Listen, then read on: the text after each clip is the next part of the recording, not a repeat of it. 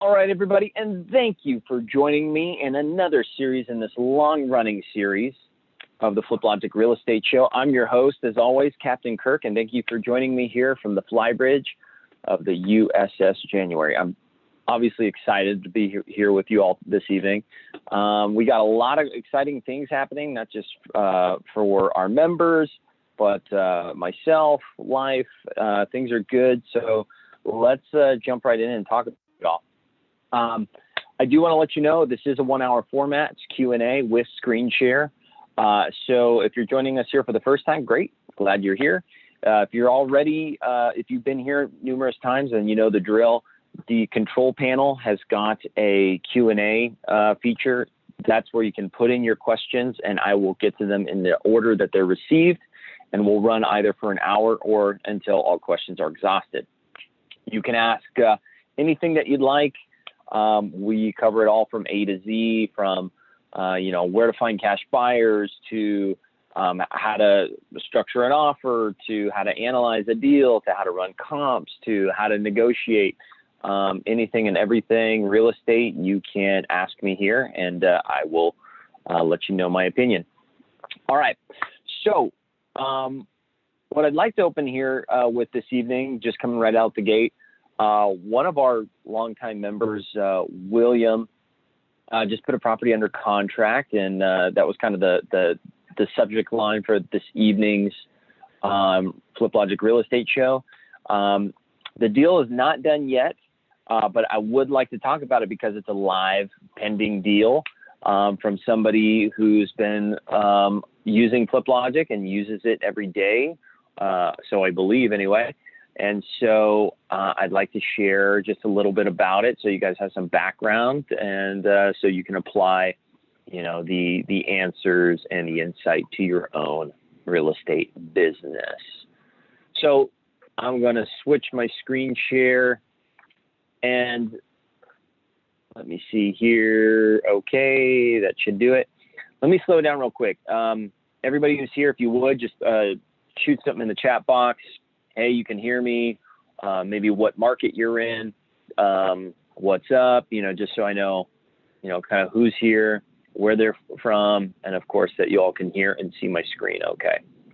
So while you're doing that, I'm just going to go ahead and pull up this deal that I'd like to just review with everybody.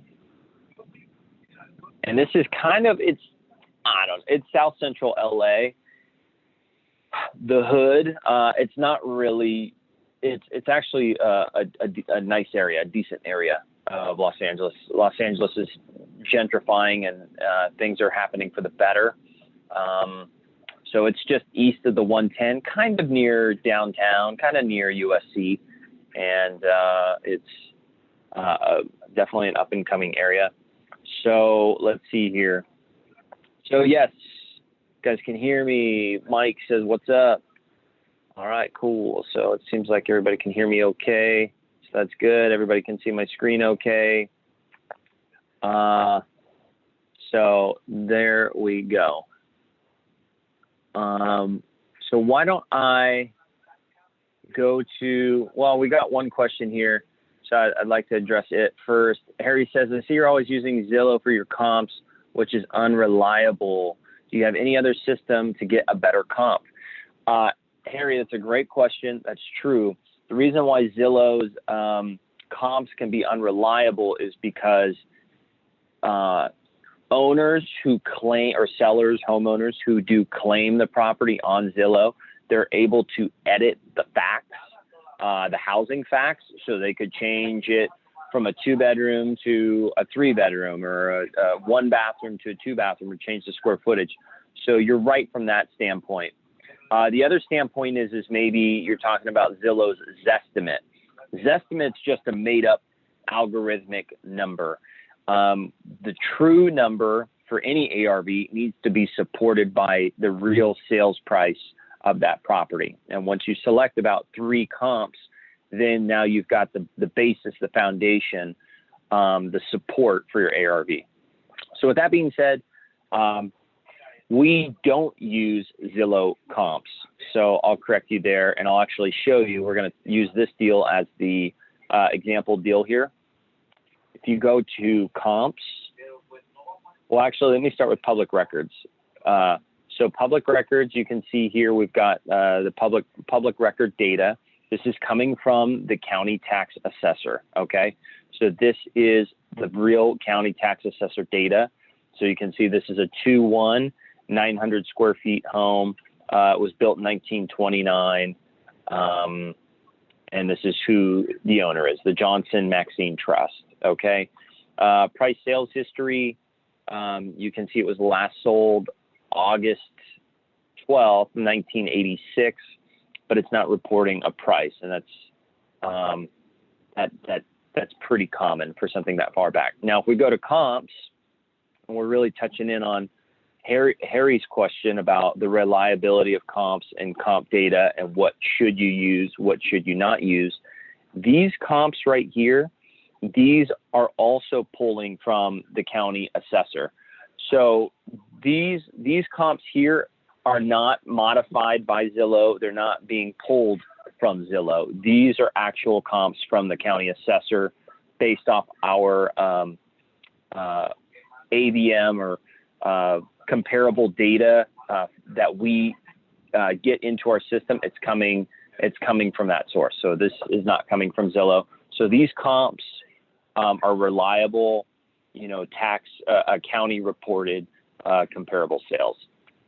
Now, maybe what you do see me do is if I go outside of what's reported here and I dig into Zillow up here, then you're right. Yeah, we are looking at Zillow for comps. You can always third-party verify it by maybe looking at Redfin or another site to see that it matches up. But yeah, whenever we're like inputting something that's outside of here, obviously these all pulled within our system. But if I went add property and I copy and paste an address here, it's actually going to pull the true tax assessor data here. So even if Zillow says one thing, I copy paste the address and it populates here, it's going to show me the tax assessor data because that's where our comps are pulling from. I hope that answers your question. So based on this deal, we've got 4 comps here, and then we chose these 4 comps. You can see we're a 2-1-900 square feet again. This is the subject property here. These are the 4 comps. Are they a little different? Yes, right? This one's a 3-1.5, 1,000 square feet. So it's a little different. This one came in at 462. That's why it's not going to be worth 462 because we're a little smaller. But this is a recent sale. These are all recent sales. These are all within the last 90 days. So that's good. You want your comps preferably within the last 30 to 90 days. You can go as far back as 12 months, but you really want to be as close as 6 months to 90 to 30 days. Obviously, the sooner the better.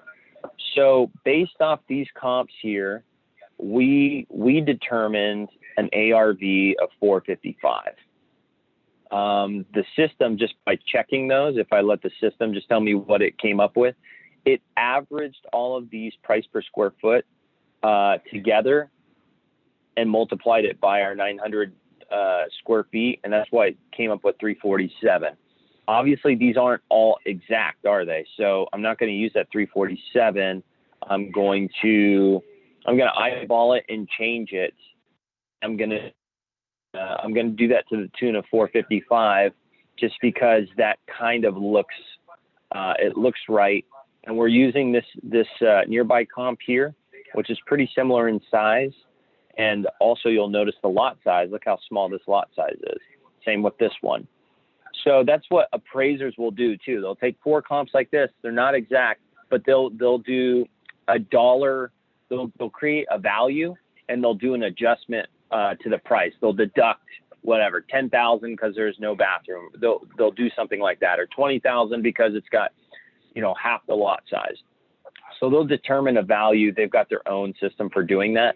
For me, I look at that we're a little smaller. I look at this being probably one of the most similar comps. They can always add a bathroom. They can always maybe add on square footage or partition. They're probably not going to want to partition to create a 3rd bedroom within that size of a home. but there's things that they can do to maximize value, but maybe they won't get the 462. So that's why we modified the ARV just by clicking on this pencil, and we inputted 455. You know, some may agree, some won't. So what? You need to always want to, as with anything, same thing when you're going to rehab a property, you don't get one bid, right? Same thing when you're wholesaling property, you don't just get one offer. You could get 3 different bids, 3 different offers, and you're going to have 3 different numbers that are way off, because everybody's going to look at the property differently, and they're going to come up with their own numbers. So we came up with 455. I then go to analyze, and we put in a repair cost of about $50,000. The property needs a full rehab. I assume it's going to need a new roof. The garage is going to need to be redone. It's a very old home. I'm assuming it's probably going to need some electrical work, perhaps, maybe some plumbing work. So we put in $50,000. That's $55 a foot. It is a smaller home, right? You could typically do a full rehab plus a new roof for about $50,000 on a 1,500 square foot home in a median priced area. So we put $50,000 in there. Could be a little short. Could be just right, depending on the actual condition of the property. And the property it's an old home. I mean, this is a 1920s, 1930s home. So there's going to be some variables there.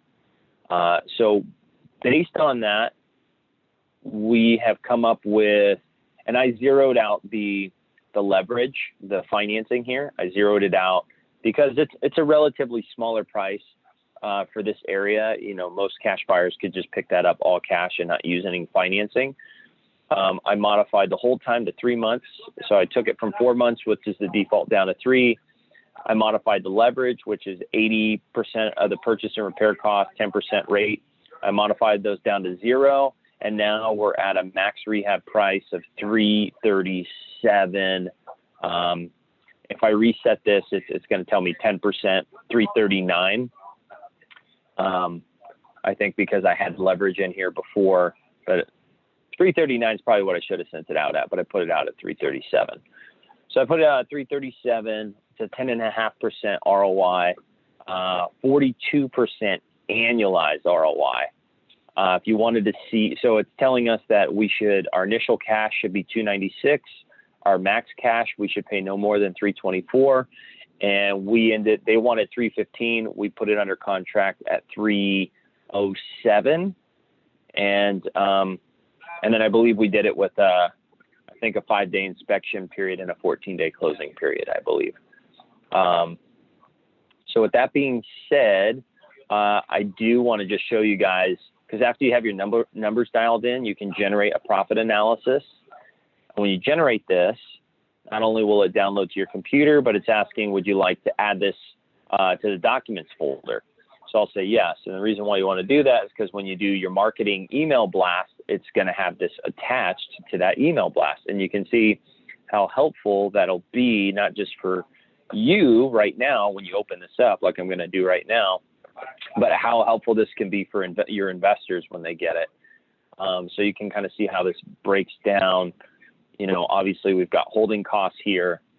So you can see what that is on a monthly basis for property taxes, insurance, utilities. And these are just assumed, budgets. Obviously, all you can do is assume. This is a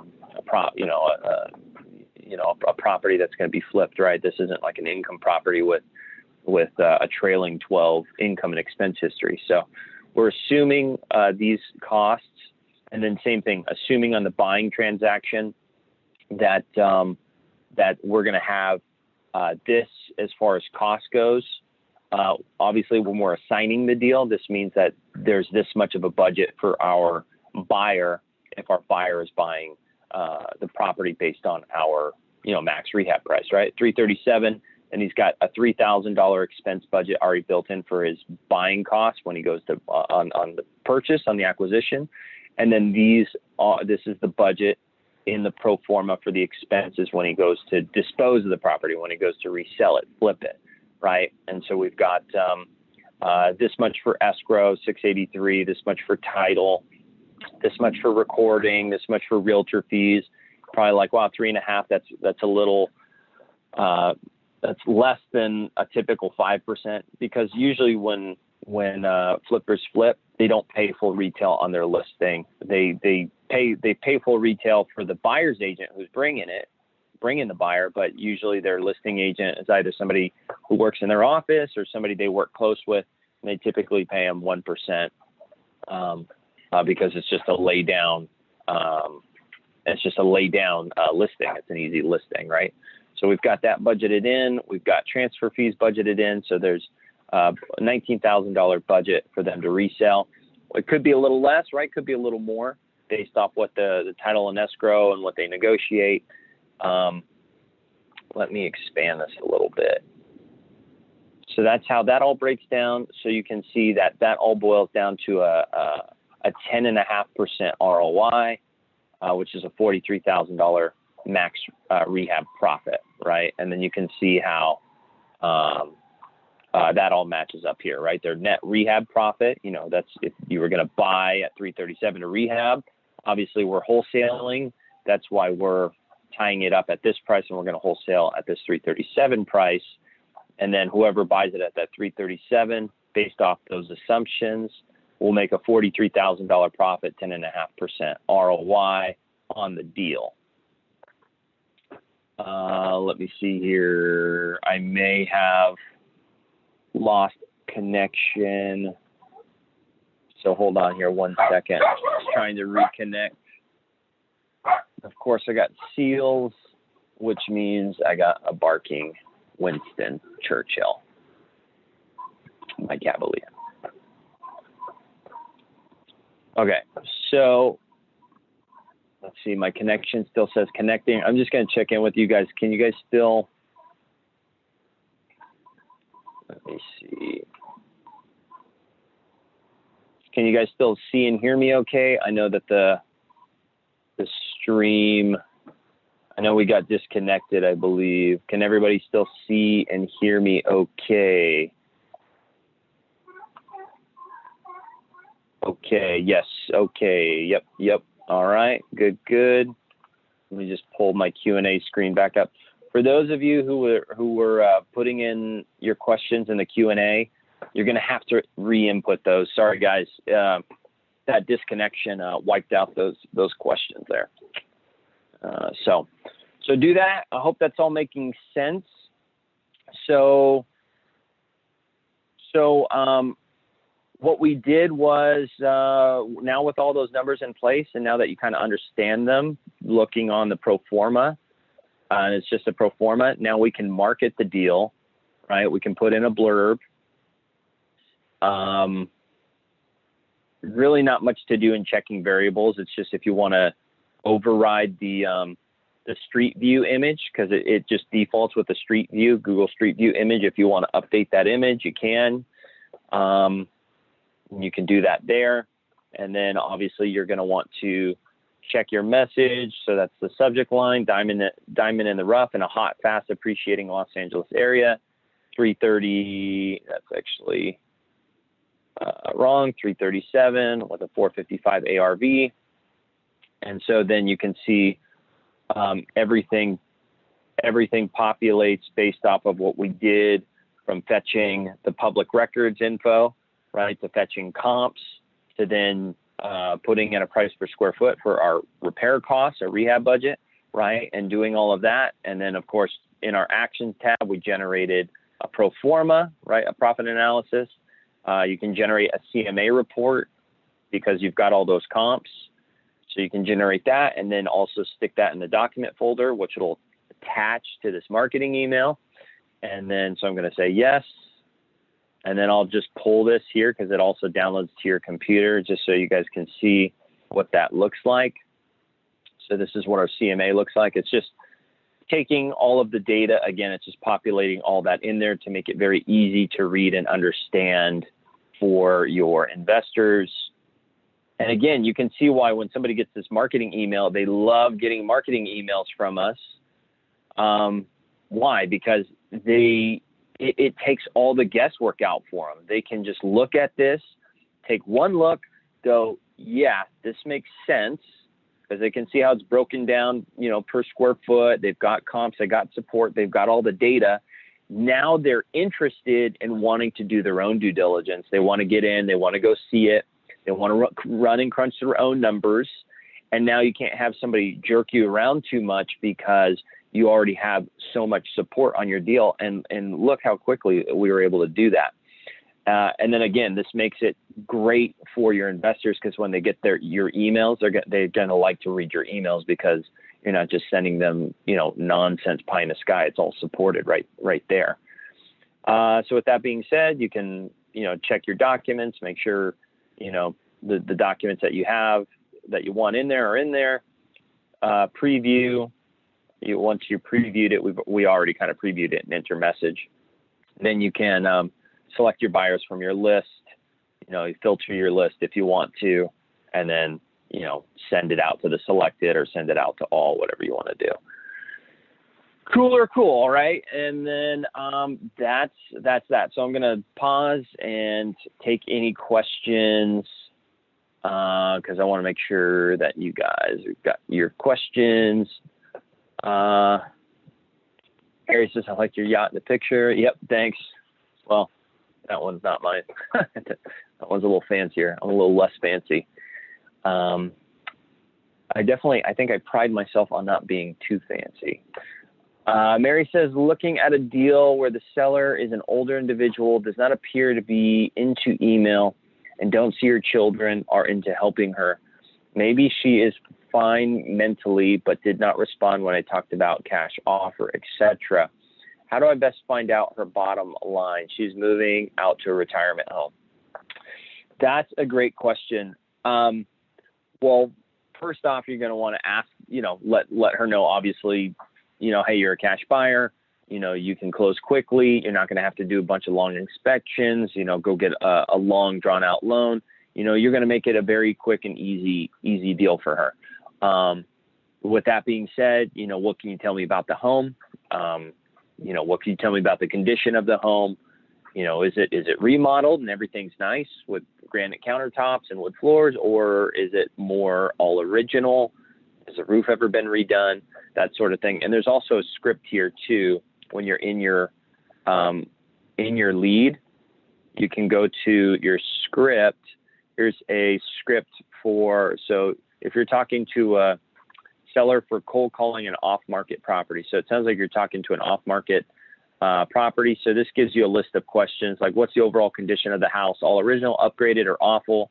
Does it have a new kitchen cabinet, stainless steel appliances, granite countertops? You can see how these questions are good, because like Mary's seller that she's dealing with, that seller may go, I have no idea what it's worth. I have no idea what to ask. I have no idea. Mary, you tell me how much you're willing to pay for it. So that's probably the situation. You can let me know if I'm just assuming if I'm right or if I'm wrong. If that's the case, it's nice to ask her some of these questions just to get an idea of what kind of conditions the property is in. So then that way you can make a price per square foot assumption on the rehab costs. Like if we're talking full rehab plus a new roof, and it's like a standard, maybe kind of 1,500, 3-bed, 2-bath home, it's probably going to be closer to $50,000 budget.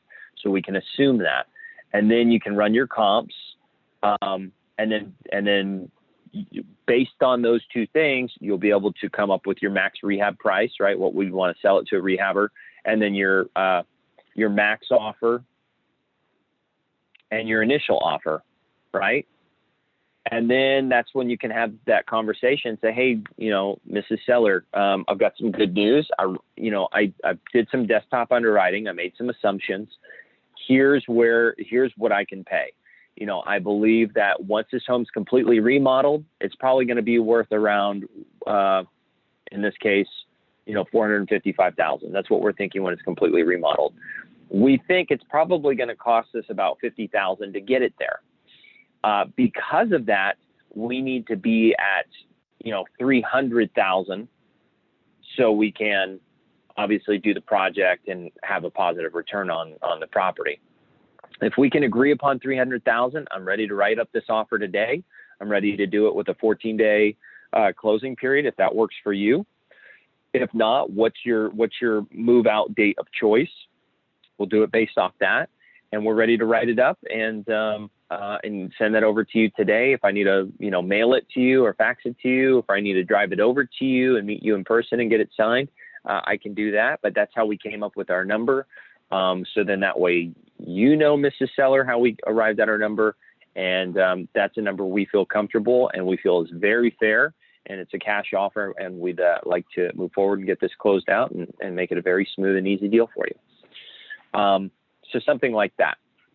I hope that makes sense. If there's any kind of different variables in your scenario, let me know and we can talk about it. But that's one way you can approach it with a seller who, again, has no idea, and you're going to kind of work the deal backwards. Always reverse engineering, right? This is how much we think when it's remodeled. This is how much we think it's going to cost us to get it remodeled. Then we're going to have closing and carrying costs. We need to have an ROI on the deal, and that's why we're at $300,000. And then we're going to make it a smooth, quick, easy deal, and we'll write it up all cash, and you're not going to have to worry about appraisals, inspections, and all of that. So, with that being said, let's take a look. If anybody else has any other questions on that, Mike's got a lead. Sure, Mike. Yeah, if you want to let us know what the property address is, we could take a look at it with you. Harry says, do you do the title search before you send out the offer or after you sign the contract? That's a great question. Do you do the title search before you send out the offer or after you sign a contract?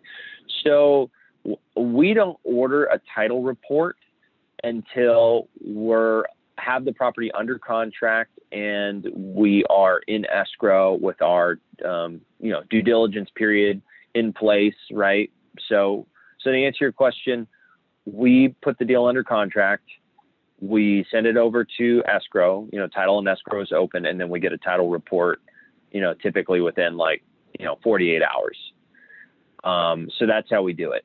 If there's any issues on the title report, then obviously those get addressed, there, or they get problem solved, there. And obviously it all comes out of the seller's proceeds. And if for some reason title can't be delivered and there's nothing that can be done, then the deal gets canceled, unfortunately. That sometimes that happens. But if anything comes up that's unfavorable to the buyer, to you in escrow, then you can always use that as a negotiating point and then have that offset by, a price reduction, because it's a real material change in value. If there's a glitch on title, and then either it needs to be cleared up or, price needs to be discounted, something. I hope that helps. Mary says it's a 3,600 square foot, 4-bed, 5-bath home, built in 1989, in very good condition. Needs minor upgrades. Okay.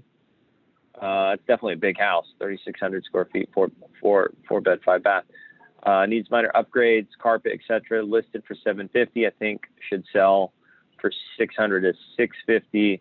Beautiful neighborhood, priced from $650 to $1.5 for like properties. Okay, that's definitely a wide range. So yeah, I would just narrow that down.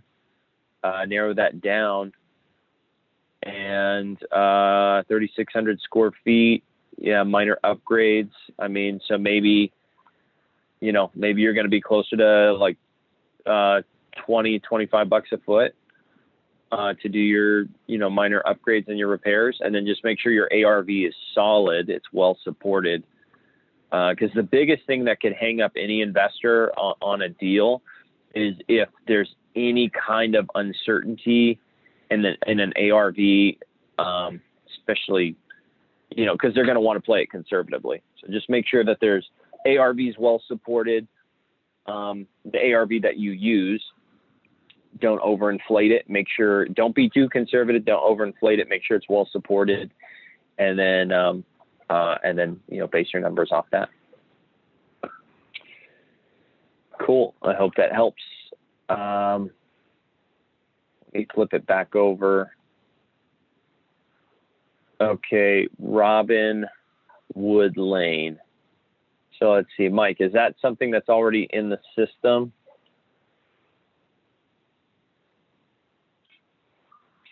So let me see. All right, so this is Mike's lead.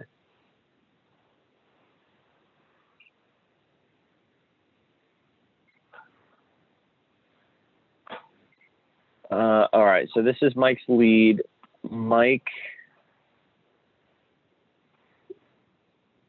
So it's a 4-bed, 2-bath, 2,549 square foot home on a 1/4 acre, built in '76.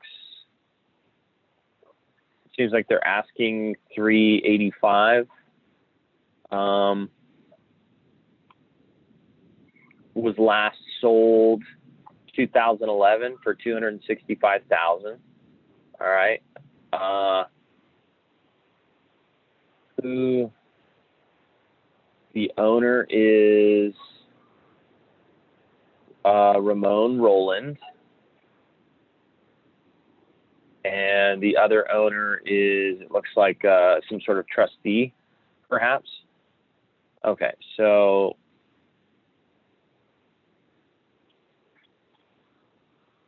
there's an in-ground pool. So those are all good things. So we've got all of that. All right. So let's move on to comps.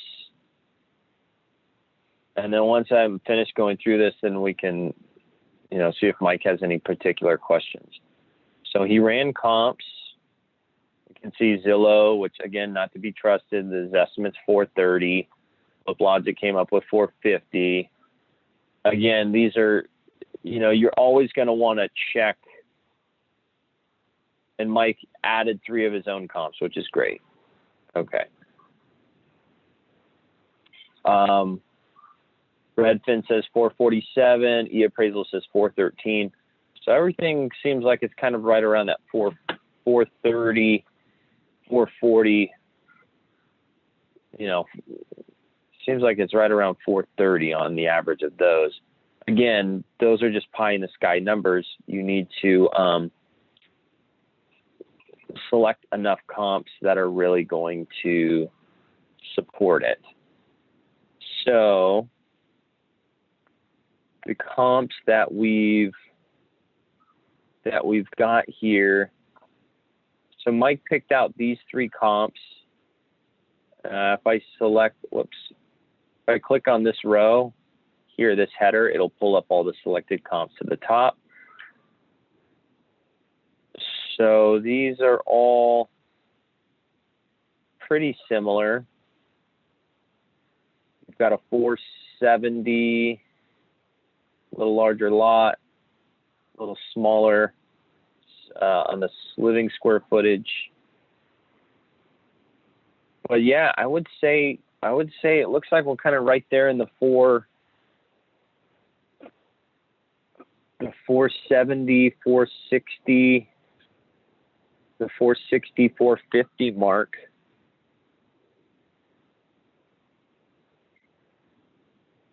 Yeah. Let's see, Mike put 468. That's probably what was selected. Oops. Let me see, my battery's running low here.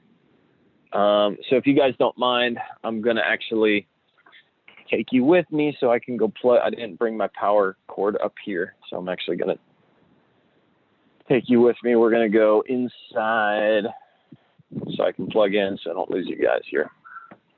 and then we'll wrap up Mike's leave here. All right, hold on here 1 second.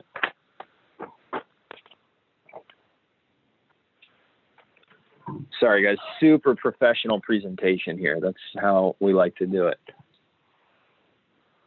Of